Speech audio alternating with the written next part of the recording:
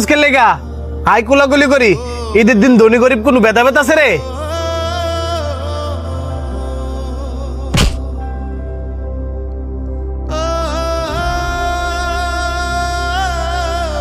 খারাস কুন্ডালে কয়দিন ধরে দিয়ে এক পাঞ্জাবি ফিরে রইছস, আজ কইলে যে ঈদের দিন, এই ঈদের দিন কত এই পাঞ্জাবি ফিরে যাওয়া লাগে?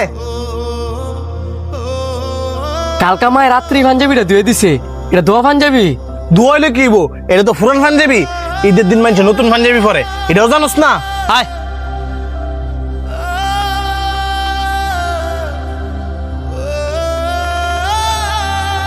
বন্ধু, আজকে ঈদের দিনে তুই একটা জিনিস ভালো করস নাই।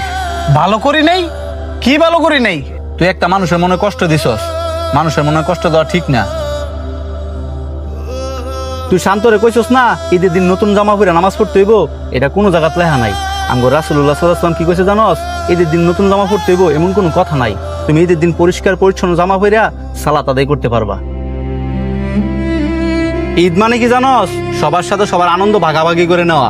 ঈদের দিনে কোনো ধনী গরিব ভেদাভেদ চলে না। তোর যদি কোনো চিরশত্রু থাকে, তোর উচিত ঈদের দিন হ্যার সাথে মুসাফা করা, হ্যার কাছে টাইনা নেওয়া। তুই ঠিকই কইছস। তাড়াতাড়ি আয়, সবাই মনে হয় দিক দিয়ে গরু উতাই লাইছে। বন্ধু রে, কুরবানি গোস্তর খাওয়ার মজাই আলাদা। আর আমার মায় যা রান্না করছে, খায়া দেখ আমার পেটের অবস্থা। আমার মা রাতে রান্না কম না, আবার হয়েছে মহিষের গুস্ত। আর হের কথা কি কইবি? হের তো কুরবানি দিছে গাই গরু। রে, তোর গাই গরুর গুস্ত কেমন লাগলো? গাই গরুর গুস্ত স্বাদ তুই বুঝদি রে, তাইলে কি আর হাড় গরু খাইলে হইলে? গায়ে গরুর গুস্ত মজা, এটা আমিও শুনছি। কিরে শান্ত, তুই দূরে খার কি লেগা? কাছে আয়, তুই কি ভাত খাইছ শুনি? আমি খাইছি না অন। খাইছস নাকি লেগা? তোর আত্মীয় স্বজন কে কি তোর বাসার গরুর গুস্ত পাঠায় নাই? না, এমন অব্দি কেউ গরু গোস্ত ফাড়ায় নাই। হ্যালো, আসসালামু আলাইকুম মা।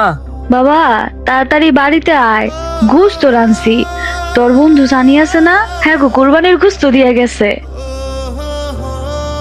ঠিক আছে মা, আমি আইতাছি। কিসে বারবার আমারে পিতা খাইতেছিস কে লেগা? আমার অপমানও করস, আবার আমার বাসাত গরুর গোস্ত ফাড়াইছস।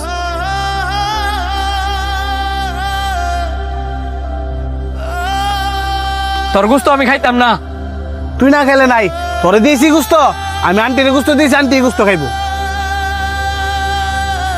না কাইন্দা বাসার যা, আমরা না বইছি, তুই গুস্ত দিয়ে ভাত খায় আয়। তগর সারা যাইতাম না।